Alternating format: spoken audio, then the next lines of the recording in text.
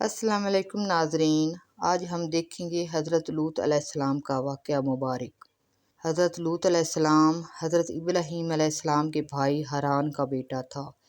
آپ حضرت ابراہیم علیہ السلام کی اجازت سے بحیرہ مردار کے قریب اردن اور فلسطین کے درمیان واقع سدوم کے شہر اور گرد و نواح میں واقع بستیوں میں دعوت حق کے لیے مبعوث کیے گئے تھے۔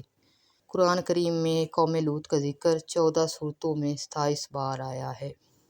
سدوم کے شہر کے گرد و نواح کی زرعی زمینیں زرخیز ہونے کی وجہ سے یہاں پر باغات اور ہر طرح کی فصلیں ہوتی تھیں اور اسی وجہ سے یہاں کے لوگ بہت خوشحال تھے۔ یہاں کے باشندے کافر، فاسق و فاجر اور بد کردار تھے۔ وہ ہم جنس پرستی کے عادی ہو گئے تھے اور اپنی نفسانی خواہشات کو عورتوں سے پورا کرنے کی بجائے مردوں سے پورا کرنے لگے تھے۔ ہم جنس پرستی کو انسانوں میں سب سے پہلے اسی قوم نے اختیار کیا۔ وہ نہ صرف تنہائی میں بلکہ کھلے عام محفلوں میں کرتے تھے۔ حضرت لوط علیہ السلام نے ان کو اللہ وحدہ لا شریک پر ایمان لانے کی دعوت دی اور انہیں برے کاموں اور فحشی سے منع کیا، لیکن وہ بد دستور، گمراہی اور سرکشی پر قائم رہے اور دعوت حق کو قبول نہ کیا۔ سورۃ الاعراف میں ارشاد ربانی ہے، اور اسی طرح جب ہم نے لوط کو پیغمبر بنا کر بھیجا تو انہوں نے اپنی قوم سے کہا، تم ایسے بے حیائی کا کام کیوں کرتے ہو کہ تم سے پہلے اہل عالم میں اس طرح کا کام کسی نے کیا نہیں، یعنی خواہش نفسانی پوری کرنے کے لیے عورتوں کو چھوڑ کر مردوں سے شہوت رانی کرتے ہو۔ حقیقت یہ ہے کہ تم لوگ حد سے نکل جانے والے ہو۔ حضرت لوط علیہ السلام کے بار بار اس برے فعل کو چھوڑنے کی نصیحت کے باوجود یہ قوم راہ راست پر نہ آئی اور مزید سرکش ہو گئے۔ اللہ کے پیغمبر کو دھمکیاں دیتے کہ اگر تم نصیحت سے باز نہ آئے تو شہر سے نکال دیے جاؤ گے۔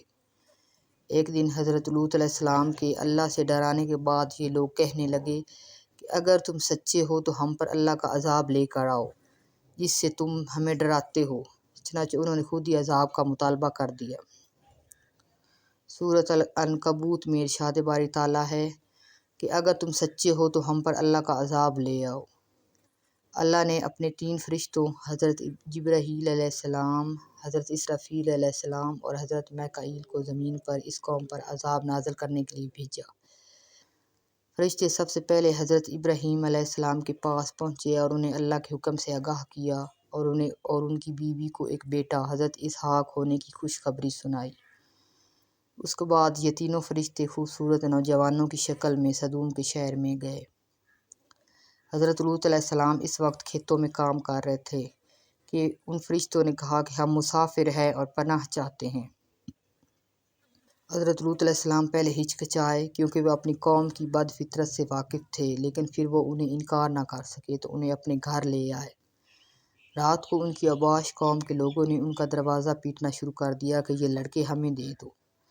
حضرت لوط علیہ السلام کے بار بار روکنے کے باوجود جب لوگ وہاں سے نہ گئے تو آپ پریشان ہو گئے۔ فرشتے یہ سب دیکھ رہے تھے۔ تب انہوں نے کہا کہ ہم اللہ کے بھیجے ہوئے فرشتے ہیں اور اس قوم پر عذاب کا وقت آ چکا ہے۔